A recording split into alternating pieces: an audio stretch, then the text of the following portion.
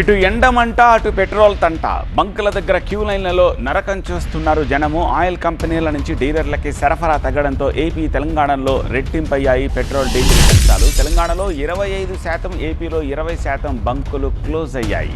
మిగతా చోట్ల స్టాక్ వచ్చినా సరే గంటల్లోనే ఖాళీ అయిపోతున్నాయి.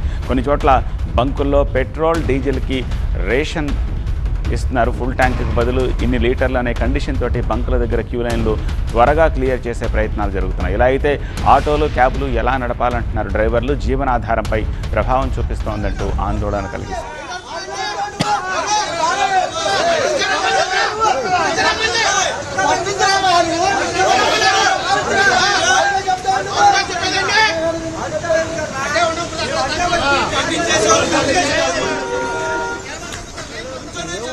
పెట్రోల్ డీజిల్ కొరతే లేనే లేదంటోంది కేంద్రం. కానీ కొన్ని ప్రాంతాల్లో మాత్రము తీవ్ర కొరత కనిపిస్తోంది. ఏపీలోని పలు సిటీస్లోనే కాదు పల్లెల్లో సైతము జనం తీవ్ర అవస్థలు పడుతున్నారు.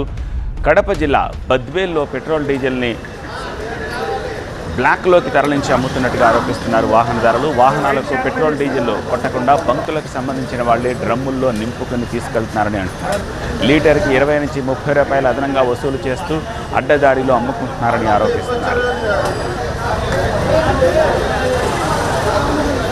తూర్పుగోదావరి జిల్లాలో ఇంధన కొరత వాహనదారులను తీవ్రంగా ఇబ్బందులకు గురి చేస్తోంది. అధికార యంత్రాంగం కొరత లేదని చెప్తున్నా సరే గ్రౌండ్ లెవెల్లో సిచ్యువేషన్ మాత్రం భిన్నంగా కనిపిస్తోంది.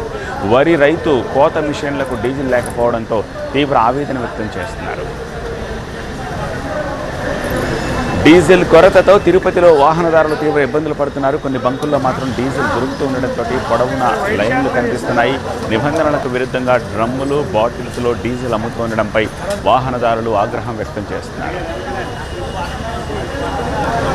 ఇటు తెలంగాణలోనూ పలు చోట్ల తీవ్ర ఇబ్బందులు ఎదుర్కొంటున్నారు వాహనదారులు. ఖమ్మం, వరంగల్ జిల్లాల్లో పెట్రోల్ కష్టాలు 3వ రోజుకు చేరాయి.